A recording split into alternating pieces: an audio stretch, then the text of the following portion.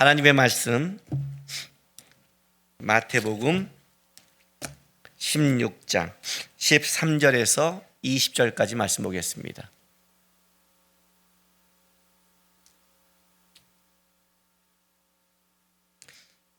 (13절부터) (20절까지) 한 절씩 교독합니다. 예수께서 빌립보 가이사랴 지방에 이르러 제자들에게 물어 이르시되 사람들이 인자를 누구라 하느냐?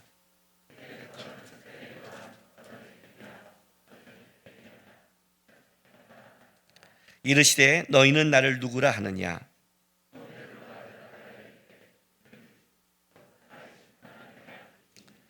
예수께서 대답하여 이르시되 바요나 시몬아 내가 복이 있도다. 이를 내게 알게 한 이는 혈육이 아니요 하늘에 계신 내 아버지시니라.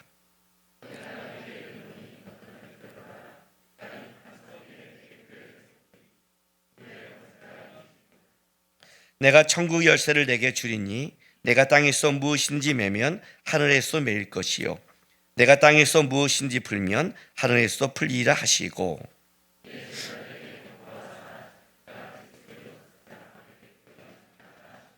아멘.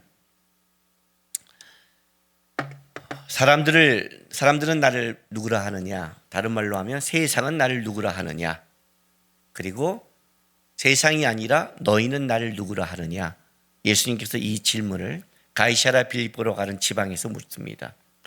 가이사랴 빌립보는 그 말 그대로 그 도시의 이름 그대로 세상의 한 중심이 되는 곳입니다. 가이사 로마잖아요. 당시에 가장 막강한 힘을 갖고 있는 그 가이사의 이름을 따라와서 진 가장 세상의 한복판에서 세상 사람의 갖고 있는 예수에 대한 평가와 예수를 따라가는 제자들의 평가를 물어봅니다. 그리고 예수님께서 주는 그리스도시요 살아계신 하나님의 아들이라는 이 고백을 듣고 나서 이때로부터 무슨 얘기를 하시냐면 그가 이 땅에 오신 이유를 설명합니다. 많은 청년들이 비전이 뭡니까 나의? 이렇게 기도할 때 제가 청년들에게 이렇게 말합니다. 하나님께 비전을 묻지 말고 하나님이 너에게 비전을 말할 수 있는 사람이 돼. 오죽하면 너한테 얘기하지 않겠니? 하나님이 비전을 말하면 감당하겠니? 너 선교사 나가면 하겠니? 너 부인하고 십자가 지라면 하겠니? 주님이 말하면 날뛰고 주님이 말하면 감당 못하는 거 주님이 말씀할 수 있겠니? 하나님께 묻기 전에 네가 감당할 수 있는 실력이 있니? 이게 내가 청년들 요즘 집회 때 하는 말입니다. 주는 그리스도 살아계신 하나님의 아들이란 이 정확한 고백, 이 고백이 말하는 의미가 모르는데 어떻게 하나님의 뜻을 말할 수 있겠습니까? 베드로의 이 정확한 신앙 고백 이후에 이때로부터 주가 오신 이유, 내가 이 땅에 너희가 원하는 정치적인 회복이 아니라 바로 십자가를 지러 왔다는 그 오신 이유를 이때 설명합니다. 그 이유를 설명하고 나서 그 십자가를 지러 온 이유가 바로 하나님의 일을 이루는 거다. 하나님의 뜻을 이루는 거다. 주는 그리스도 살아계신 하나님의 아들이라는 이 고백이라는 건 단순하지 않다. 이 고백은 그냥 그래 내 수많은 신 중에 예수를 믿고 기독교를 믿어가 아니라 나는 하나님이 진짜 참신이고 그 하나님의 일 때문에 기꺼이 이 땅에서 나를 부인하고 그가 원하시는 삶을 살아가겠다. 그게 바로 사명이라는 거고 비전이라는 겁니다. 이게 명확하지 않으면 왜 내가 나를 부인해야 되고 왜 내가 나를 십자가에 져야 될 이유가 없는 겁니다. 바로 이 고백, 하나님의 나라, 하나님의 일, 그걸 감당하기 위해 주께서 말씀하시는데 문제는 이겁니다. 도대체 나에게서 하나님의 일은 무엇인가죠? 도대체 어떤 게 하나님의 일을 알아야 내가 나를 부인하고 십자가를 질 텐데 추상적이잖아요. 너무 하나님의 일이라는 게. 그래서 우리가 비전은 그러면 비전이 다 뭐와 청년들이 연결되냐면 직업과 연결돼요. 나의 비전이 뭡니까? 무슨 일을 해야 됩니까? 물론 이건 중요하죠. 일이라는 것은 단순히 먹고 사는 게 아니라 그 일은 내가 이 땅을 살아가면서 내 인생의 전체를 생각하는 거니까요. 바로가 야곱을 만날 때 뭐라고 그래요? 너의 생업이 무엇이냐? 그 생업이라는 건 단순히 직업이 아니라 너는 뭘 생각하고 살아가니? 우리는 직업을 내가 한 것을 생각하고 거기에 내 인생을 다 묻잖아요. 그렇지 않아요? 그러니까 우리 그 결혼한 자매들이 뭐에 무너져요? 결혼하고 아기를 낳은 순간 나는 내가 바랐던 일이 다 무너지면 내 인생은 뭐야? 이렇게 말하잖아요. 그러니까 가정을 갖고 아이를 낳는 것은 하나님의 일이 아닌 거잖아요. 쉽게 말하면. 그런 생각을 갖잖아요. 다 직업과 연결돼요. 물론 이거는 중요한 거예요. 왜냐하면 그것은 단순하게 우리 기독교는 일이 아니라 그 일을 통해 하나님의 영광을 돌리는 분명히 어떤 목적이 있기 때문에 중요한 거지만 그걸 직업으로 묶이면 곤란한 거죠. 그럼 우리가 주신 하루하루의 삶 속에 하나님이 이루시는 일을 놓쳐버린다는 거예요. 주께서 주는 그리스도 살아계신 하나님에 대한 이 고백, 너희는 날 누구라냐고 하나님의 나라 오신 이유를 설명하는 그 사이에 뭐가 있냐면 바로 17절부터 20절이 그 안에 자리 잡고 있는 거예요. 그 사이에 베드로의 이 고백을 통해 이때로부터 21절로 넘어간 게 아니라 그 사이에 다른 말씀이 있었고 이 말씀이 끝난 이후에 이때로부터 십자가의 죽으심과 내가 하나님의 일을 하러 오겠다고 말씀하시는 거예요. 그 사이에 뭐가 있냐는 거예요. 자, 17절 볼게요. 베드로의 신앙 고백 이후에 예수께서 대답하여 이르시되 바요나 시몬아 내가 복이 있도다. 이를 내게 알게 한 이는 혈육이 아니요 하늘에 계신 내 아버지시라. 또 내가 내게 이르니 너는 베드로라. 내가 이 반석 위에 내 교회를 세우리니 음부의 권세가 이기지 못하리라. 내가 천국 열쇠를 내게 주리니 내가 땅에서 무엇인지 매면 하늘에서 매일 것이요 내가 땅에서 무엇인지 풀면 하늘에서 풀리라 하시고 하고 일단 본격적으로 자기가 복음사 하기 전에 그리스도라는 것을 숨기라고 말씀하시는 끝냅니다. 그러니까 17절부터 19절이 있는 거죠. 참 너 복이 있다. 현대인의 성경은 이걸 이렇게 번역했다고 그랬어요. 너는 참 행복한 자다. 우리가 왜냐하면 이 복이 있다라고 잘못 말하면 상대적 평가가 들어가기 시작하거든요. 내가 저 사람보다 복을 받았어 그러면 뭔가 더 가져야 우리는 세상에선 복을 받는 거잖아요. 지식은 더 똑똑해야 되고 재물은 더 많이 가져야 되고 그죠? 그러나 행복한 자라는 이 행복은 뭔가에 가져서가 아니라 절대적인 평가죠. 나보다 더 건강하고 나보다 더 똑똑하고 나보다 재물을 가졌는데 불행한 사람이 있거든요. 넌 참 행복하다. 왜? 이 고백을 할 수 있으니까. 하늘의 계시가 너한테 열렸으니까. 이걸 너에게 알게 한 자가 너에게 있는 게 아니라 아버지께 있다는 건 어떤 뜻이냐면 너는 참 하늘로부터 복을 받았다. 하나님이 감추었던 놀라운 그 신비의 복을 너한테 열어주셨다. 하늘의 계시와 하늘의 하나님의 음성과 하나님의 것을 알 수 있다는 것, 그것 자체가 너는 행복한 자라고 얘기하는 거예요. 이 말은 다른 말로 한다면 지금부터 우리의 그 이 고백은 나로부터 시작한 게 아니라 하나님이 나를 사랑해서 선택했다는 하나님의 은혜로 시작했다는 거예요. 예수를 믿는다는 건 일단 전제가 뭐냐면 은혜를 받은 게 전제예요. 예수를 믿었다는 건 전제가 뭐냐면 기본적으로 하나님이 나를 사랑하고 선택했다는 게 전제예요. 그래서 예수 믿는 사람이 담대한 거예요. 그래서 예수 믿는 사람이 실족하지 않는 거예요. 왜냐하면 이거는 과정이기 때문에 결과가 망하지 않으니까. 이걸 알고 있는 거예요. 행복한 자다. 그리고 뭐라고 말씀하시냐면 이걸로 끝나는 게 아니라 이렇게 말씀하세요. 18절. 또 내가 내게 이르노니 너는 베드로라. 내가 이 반석 위에 내 교회를 세우르니 음부의 권세가 이기지 못하리라. 그래요. 처음으로 교회라는 말이 여기 툭 튀어나오셨어. 내가 세가족 공부할 때 이 본문을 이렇게 읽어줘요. 제자들이 처음 이 말을 들을 때 느낌으로 읽어줘요. 이렇게 해요.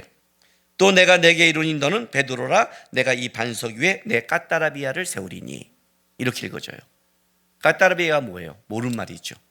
제자들이 맨 처음에 이 말을 들을 때 이런 느낌이라는 거죠. 처음 들은 말. 우리는 지금 교회에 대해서 알고 있어요. 그래서 교회에 대해서 알고 있어서 우리는 어떤 생각을 하냐면 교회 이미지를 가져서 교회는 이래야 돼. 교회는 이렇게 가야 돼. 그죠? 여러분이 꿈꾸는 교회를 얘기하잖아요. 교회는 어떠어야 돼. 그러나 제자들이 이 교회의 말을 들을 때는 멍했어요. 왜? 예수님이 처음 하신 말이니까. 교회는 사람의 아이디어가 아니에요. 교회는 인간들이 필요에 따라 만든 동아리나 인간들이 우리가 이렇게 모이면 신앙생활을 하면 좋을까 해서 만든 그런 단체가 아니에요. 교회는 하나님의 아이디어고 하나님의 계획이었어요. 우리가 교회를 섣불리 말하지 못하고 교회를 우습게 하지 말을 못하고 교회 함부로 하지 가장 못하는 것은 어디에 있냐면 그것이 우리가 만든 게 아니라 하나님의 뜻과 계획이 있다는 하나님 때문에 조심하는 거예요. 그게 교회였어요. 처음 이게 뭐지? 분명한 사실은 예수님이 말씀하시기 때문에 관심을 갖는 거예요. 그들이 스승이고 그들이 주라고 고백하는 그분이 내가 이 반석 위에 교회를 세운다는 이 교회가 뭔지를 모르지만 예수님께서 세우신다는 거기에 대해서 존중하고 귀를 기울이는 거예요. 베드로는 이 말을 듣을 때 좀 마음이 달랐을 거예요. 왜냐하면 베드로에게 있어 항상 이 베드로라는 뜻은 작은 돌이란 뜻이에요. 예수님께서 베드로를 처음 만났을 때 요한복음에 뭐라고 말하면 너는 장차 게바라 이렇게 말씀하세요. 게바는 아람어로 베드로라는 뜻이에요. 베드로는 헬라어의 뜻이에요. 뜻이 같아요. 그러니까 그때는 아람어로 말씀해요. 너는 장차 뭐예요? 돌이 될 것이다. 반석이 될 것이다. 한 거예요. 그러면 어떻게 해요? 베드로는 이걸 묵상하겠죠. 그렇지 않겠어요? 여러분이 하나님께서 여러분에게 장차 뭐가 된다고 그러면 그게 묵상하지 않겠어요? 그건 여러분 베드로 전서 후서 잘 보세요. 예수님을 베드로가 뭐라고 표현하나?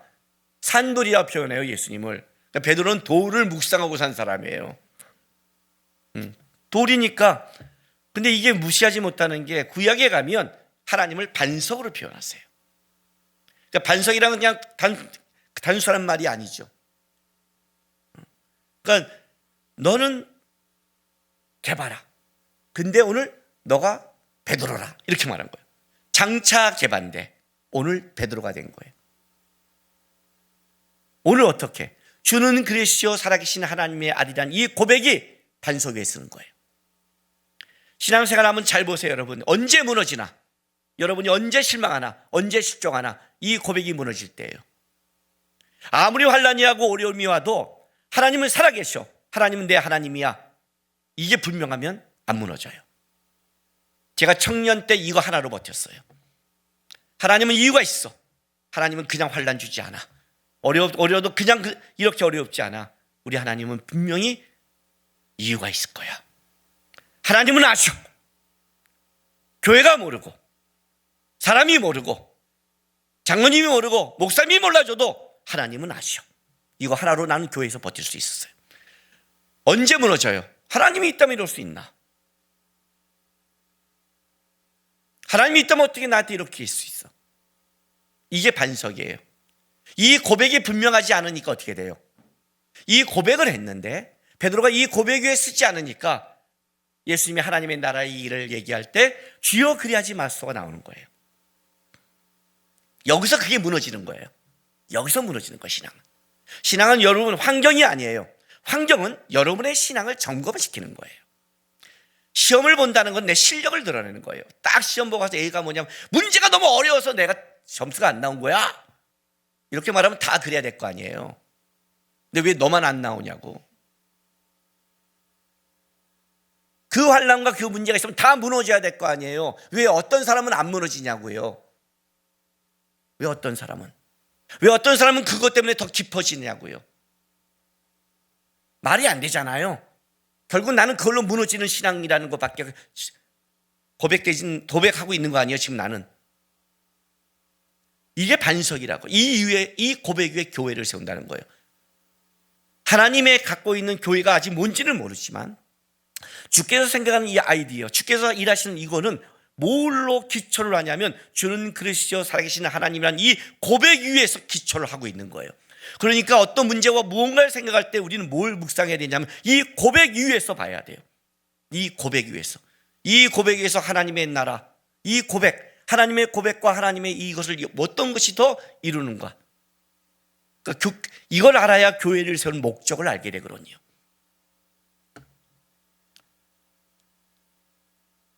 출애굽기 19장 보겠습니다. 출애굽기 20장에 가면 십계명이 나옵니다. 이 십계명으로 말미암아 이스라엘 백성이 드디어 하나님의 백성이 됩니다. 그저 아브라함과 이삭과 야곱으로 흘러온 그 조상들에게 말한 하나님의 막연함이 아니라 정확한 계약을 맺죠. 너희가 이 말을 지키면 나의 백성이 되고 내가 너에게 복을 주며, 너희가 이 말씀을 어기면 너희는 어떻게 돼요? 나에게 징계를 받을 것이고 벌을 받을 것이다. 이게 명확하죠. 느헤미야에서도 느헤미야가 성벽을 다시 일으킬 때 뭐라고 기록해요? 하나님, 우리가 무너진 것이 하나님의 말씀을 어겼습니다. 맞습니다. 잘못했습니다.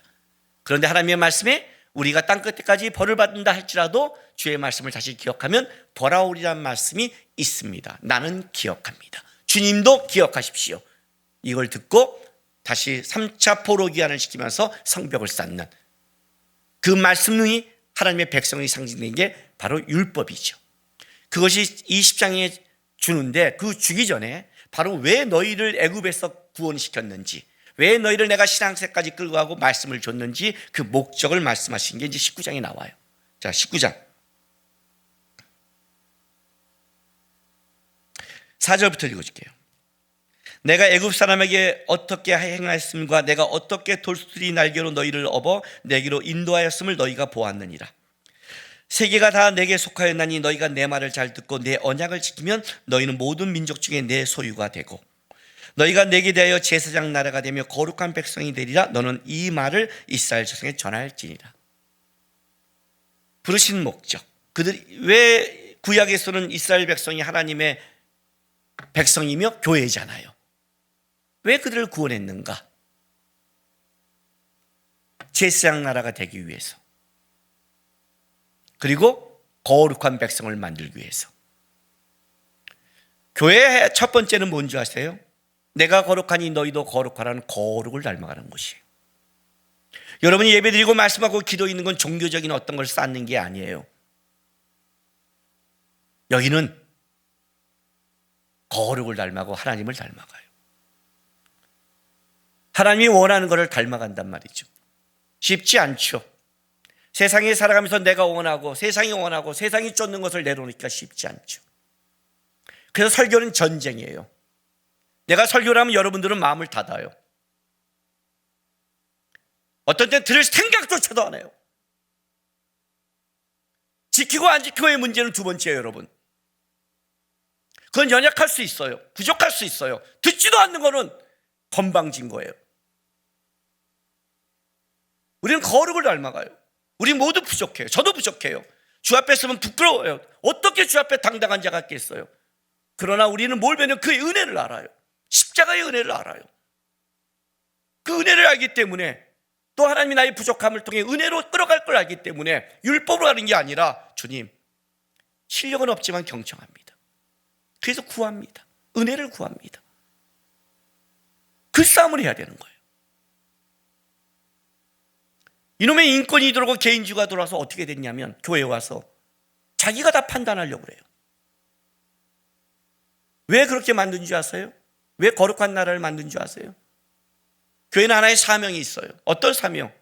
제사장 사명. 여러분, 하나님이, 예수님께서 우리를 구원하신 다음에 너희는 나의 자녀요, 이렇게 말해도 돼요. 자녀도 충분한 특권이 있어요. 그런데 왜 교회라고 그랬을까요? 왜 교회라고 그랬을까요? 왜 자녀의 개인을 넘어섰을까요? 왜 공동체라는 교회로 묶었을까요? 아셔야죠. 구원은 개인이 받지만 하나님의 나라는 공동체예요. 이 땅의 교회는 불완전하지만 이 땅의 교회를 통해 우리는 하늘을 닮아가고 깎여가며 공동체를 배워가는 거예요. 그래서 교회는 질서가 있고 하나님의 나라를 위해 사명을 맡은 그걸 가지고 있어요. 왜요? 이 땅의 교회에 하나님이 주신 게 있어요. 얼마나 큰 복을 줬냐면, 마태복음 16장 보세요. 18절 또 내가 내게 이르니 너는 베드로라. 내가 이 반석 위에 내 교회를 세우니 음부의 권세가 이기지 못하리라. 왜 우리가 행복한 자인 줄 아세요? 이 교회에 우리가 포함된 자들이에요. 이 거룩함에 초청을 받았다고요. 그런데 더 나가서 이 교회가 어떤 교회냐면 음부의 권세가 이기지 못하는 권세를 하나님이 교회에 줬어요. 그래서 우리의 신앙생활은 단순히 종교이지 않아요. 우리는 사망 권세를 이겨요. 음부의 권세를 이긴다고요. 여러분이 세상을 이길 유일한 힘을 어디서 받냐면 교회에서 받는 거예요. 왜 내가 세상에서 지는 줄 알아요? 우리는 교회가 교회인지를 몰라요. 그냥 왔다 갔다 하는 예배인 줄 알아요. 교회는 그리스도의 몸이에요. 교회의 머리는 그리스도예요. 저는 지난주 월요일 날 아침에, 아마 지난주에 제가 피곤했나 봐요. 하루 종일 하고 또 재직회를 하면서 우리 장로 후보 선출을 하면서 그게 피곤했는지 딱 월요일 날 일어났는데 오른쪽 어깨가 담이 와버렸어요. 움직이지 않아갖고 너무너무 힘들었어요. 지금도 한 10%에서 20% 남아있는 것 같아요. 담이 왔는데 화요일 날 부스터샷을 맞았더니 이쪽은 담이요, 이쪽은 부어서 진짜 이리 자지 못하고 저리 자지 못하고 너무너무 피곤했어요. 여기가 아프면 어떻게 돼요? 다른 게 수고를 해요. 왜? 다 내 몸이니까. 내 몸이니까, 내 몸. 그리스도의 몸이니까. 이 몸 안에 뭘 줬는데? 이 몸을 왜 지켜야 되는데? 몸이 건강하지 못하면 내가 일을 감당하지 못하잖아요. 몸이 건강하면 내가 모든 걸 감당하잖아요. 하나님 예수의 몸에서 음부의 권세를 이길 능력이 나온다고요. 건강해야 내가 파워가 나오듯이 우리가 왜 교회를 지켜야 되면 이 교회가 세상을 이길 유일한 힘이니까 나도 살고 다른 것도 살게 하는 행복한 것이 교회에 줬다는 거예요. 이 교회 얼마나 어마어마한 하나님이 축복을 줘요. 그게 두 번째, 너희는 참 행복한 자라는 거예요. 19절 보세요. 내가 천국 열쇠를 내게 주리니. 이 천국 열쇠만 생각하지 마세요. 우리는 항상 세상 쪽에서 알죠? 그 금으로 된 이 열쇠 생각하는 거. 이 열쇠가 상징하는 게 뭔지를 보세요. 내가 땅에서 무엇이든지 매면 하늘에서 매일 것이요 내가 땅에서 무엇이든지 풀면 하늘에서 풀리리라. 여러분, 주기도문을 아세요? 너희는 이렇게 기도하라. 그 전에 뭐라고 그래요? 너희는 유대인처럼 기도하지 마라. 어떻게? 사람들에게 보이려고 하지 마라.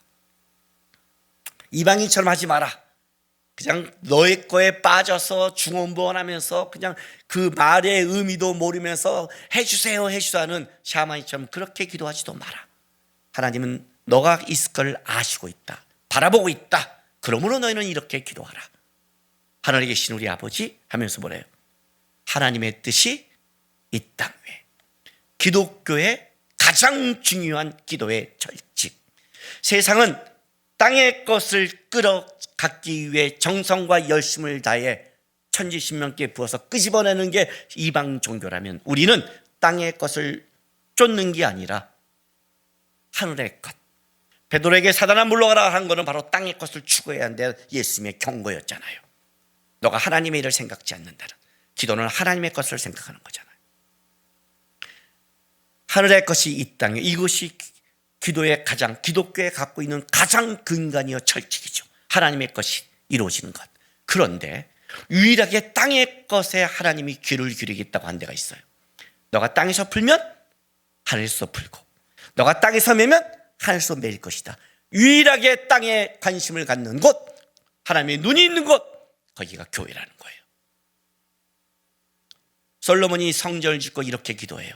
우리의 하나님은 하늘의 하나님이요 하늘 밖의 하나님이요 크신 하나님이어서 이 성전과 하늘도 감당하지 못하겠지만 이 성전 위에 하나님의 이름을 뒀으니 우리가 이 성전 안에서 기도한다면 하나님 보시고 들으시고 역사하십시오.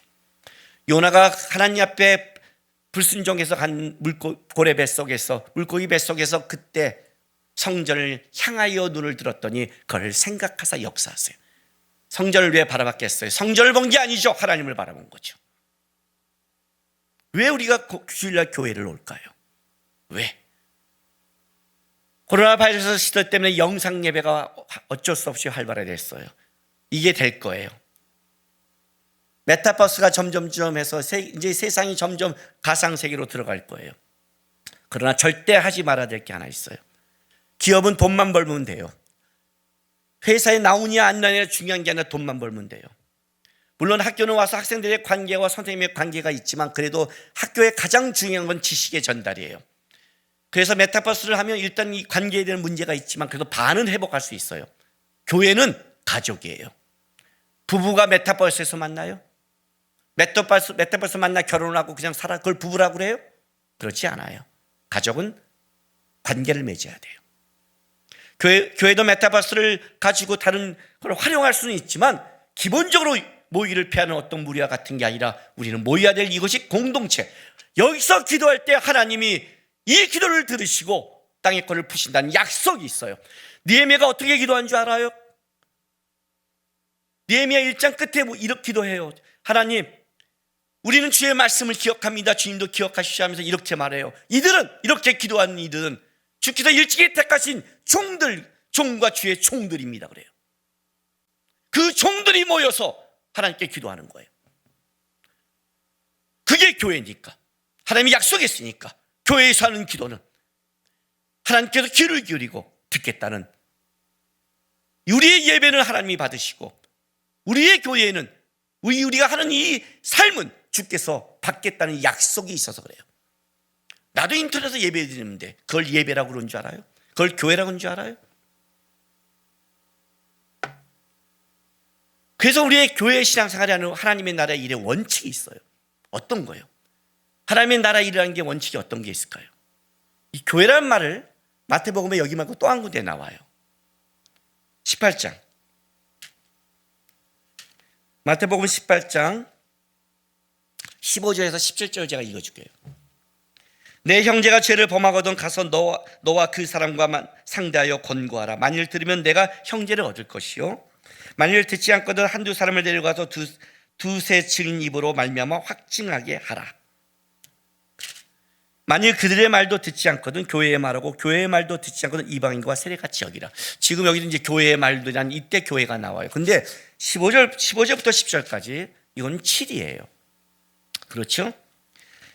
어떤 형제가 잘못하면 조용히 가서 권고하래요. 은밀하게. 근데 안 들어요. 이 권고하라는 말은 이런 뜻이에요. 여러분이 생각한 것 좀 얘기가 달라요. 우리는 내가 누구한테 권고하면 어떻게 해야 돼요? 목사님 여러분 잘못해서 권고하면 어떻게 해야 돼요?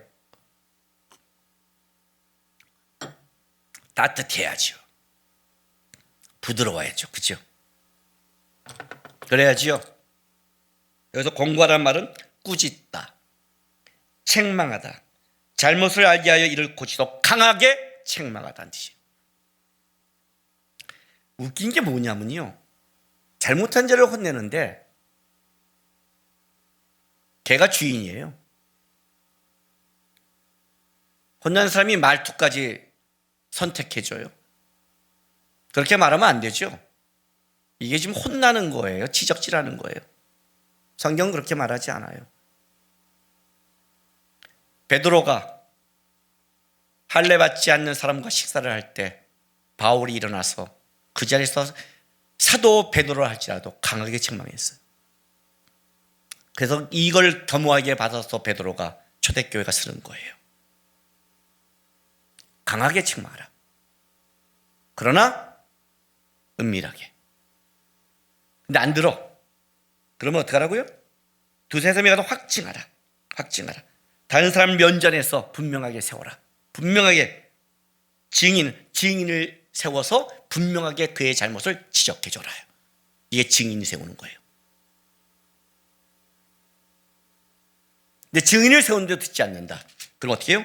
교회 전체에 말해라. 교회 전체의 말을 듣지 않는다? 이방인처럼 취급해라.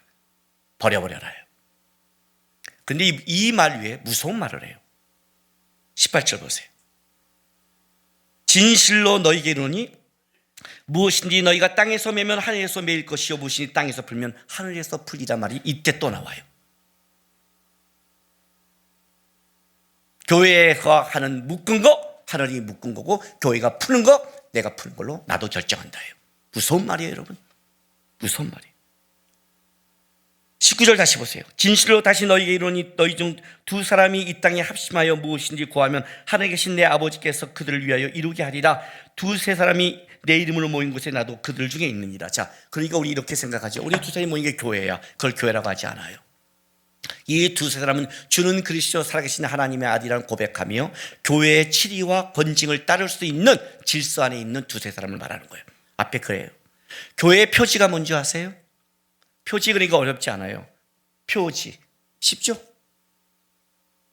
이게 표지요. 지금 내 설교가 무섭죠? 이것도 하기 힘들죠, 지금요. 이게 표지예요. 책을 펼 때 맨 앞에 있는 거지요. 교회의 표지를 세 가지를 말해요. 이래야 교회가 돼요. 말씀.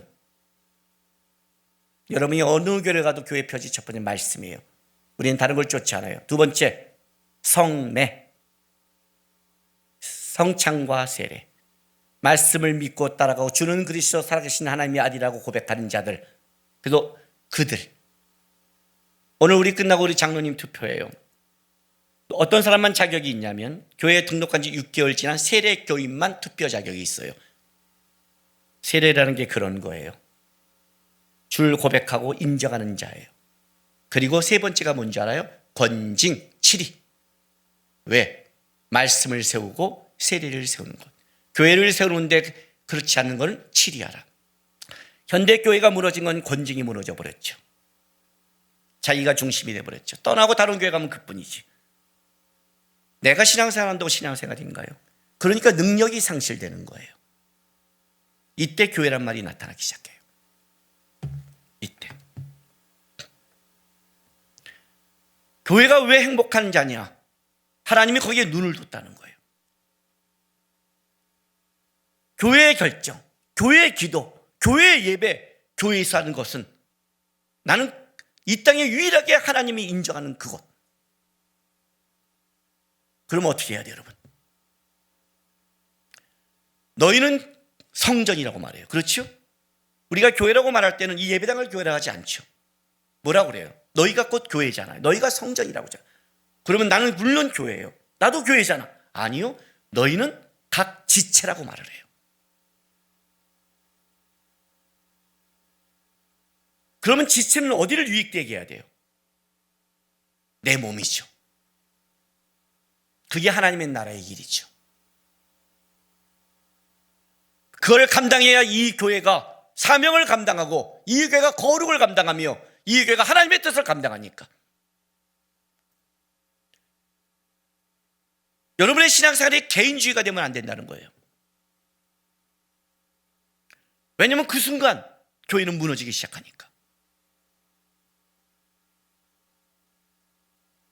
왜 예수님께서 사단아 물러가라 했을까요, 여러분? 한번 구원을 받으면 취소가 돼요, 안 돼요? 취소됩니까? 안 됩니까? 취소 안 됩니다. 하나님의 자녀가 되면 취소가 안 됩니다. 그러면 여러분 사단이 가장 기뻐하는 게 뭐라고 생각하세요? 일단 예수를 못 믿게 하는 거겠죠. 여러분 한번 세상에 나가보세요. 세상이 어떻게 하든 예수를 못 믿게 하는 게 너무 많아요. 제가 중학교 때 처음 교회를 나왔을 때 제일 황당한 게 뭔지 아세요? 제일 황당한 게 정신이 없었어요. 저는 부모님 따라 절에 다녔거든요. 절은 조용해요. 왔더니 중산 예배를 드리는데 막 외우는데 주기도문 사도식인데 정신없이 외우고 막 찬양하는데 시끄럽고 이게 뭘 진짜 종교적이지 않는 거예요. 진짜. 여러분 세상 사람이 물어보세요. 어느 게 더 종교적인가? 천주교하고 불교라고 이제 기독교를 안 해요. 기독교는 시끄럽다고 그래요. 안 그래요? 정신을 못 차리겠는 거예요. 교회에서 믿음, 기도 다 말하지만 불교도 믿음, 기도 다 말해요. 기독교가 더 좋다고 말할 수가 없는 거예요, 왔는데. 저는 그냥 누님이 좋아서 왔을 뿐이지 다른 건 하나도 불교보다 좋은 게 없었어요. 제 인생 속에. 그리고 교회에다 주님을 영접한 거죠. 모든 것이 뭐와 뿌리를 갖고 있냐면 형식이 아니라 예수와 연결을 묶고 있는 거예요.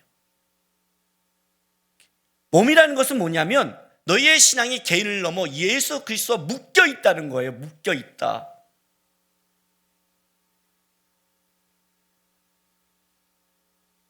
믿게 됐어요. 세상에 훨씬 더 종교적인 것도, 기독교보다 멋있는 종교도 있고 쾌락도 있고, 세상에 예수를 못 믿게 한 게 너무 많아요. 그런데 예수를 믿게 됐어요. 그러면 사단은 여러분에게 어떻게 역사할 것 같아요? 예수를 믿잖아요. 예수를 못 믿겠는데 믿잖아요. 어떻게 할 것 같아요?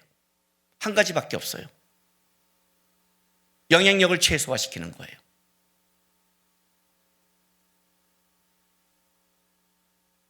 너만 믿다가 구원받고 천국 가. 영향력을 최소화시키는 것, 하나님의 말씀에 반대. 내가 거룩하니 너희도 거룩하라. 거룩하지 못하게 만들면 돼요. 제가 청년들 집회할 때 귀신 영화 보지 말라고 그래요. 그러면 이렇게 말해요. 전 귀신 영화를 봐도 무섭지 않다고. 무섭냐 안 무섭냐가 아니에요. 그 시간을 뺏는 거예요.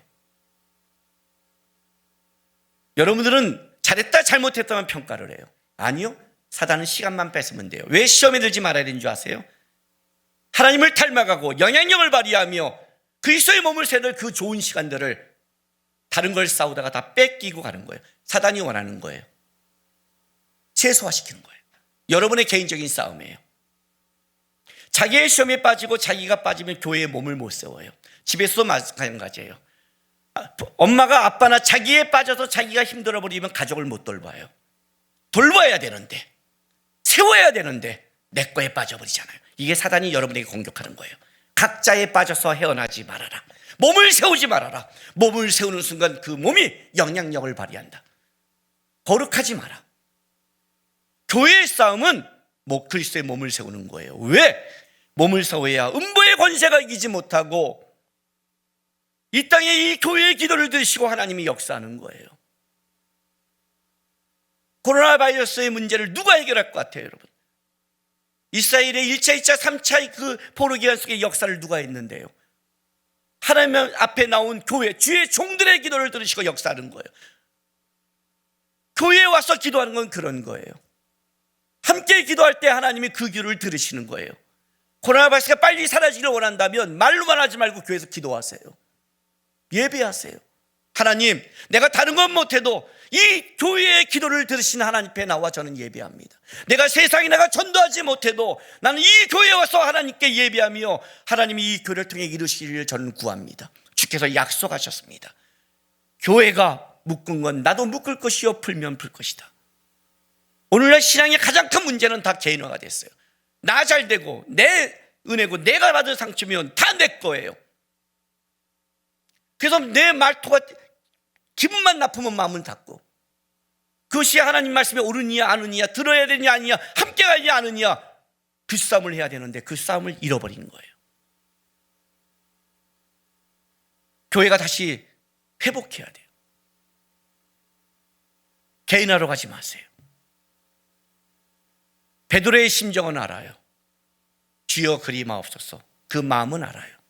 그러나 주님이 강하게 말씀한 걸 기억하세요.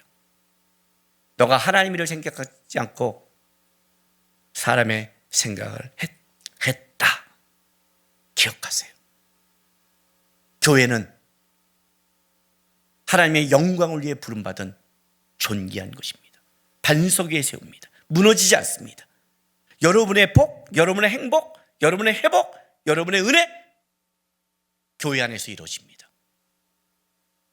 올 한 해 동안에 보이는 교회가 아니라 진짜 하나님이 원하는 교회를 향해, 그리스도의 몸을 향해 기꺼이 십자가를 지시고 자기를 부인하고 살아가십시오. 그리고 그렇게 하나님 앞에 살아가고 교회를 위해 사랑하는 자에게 하나님께서 얼마나 은배의 권세를 이기며 그의 기도 속에 역사하는지, 하나님이 그냥 우리가 말하는 종교적인 신이 아니라 살아계신 하나님이라는 것을 여러분 입으로 고백하며 살아갈 수 있도록 그리스도의 몸에 붙어있고 몸된 교회를 위해 같이 함께 달려가는 한 해 되기를 주의 이름으로 바랍니다. 기도하겠습니다.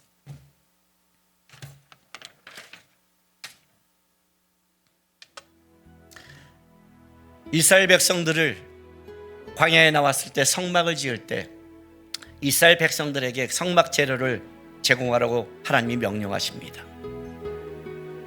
재료가 없어서가 아니라 하나님의 성전에 이스라엘 백성들을 동참시켜 준 겁니다. 영광에 참여시킨 겁니다. 여러분에게 기도하라, 여러분에게 헌신하라, 여러분에게 와서 예배하라, 희생하고 뽑아내는 거 아닙니다. 하나님이 일하심에 동참시키는 겁니다. 같이 예배하면서, 같이 기도하면서, 같이 헌금하고, 같이 봉사하면서 내가 만들 그 영광에 너가 같이 참여하고 맛봐라. 초청입니다. 하나님, 내가 그리스도의 몸에 붙어 있는 지체란 걸 기억하면서 예수 그리스도의 몸된 교회를 같이 지켜가며 가겠습니다. 시간 다 같이 다짐하며 기도하며 나가겠습니다. 기도하겠습니다.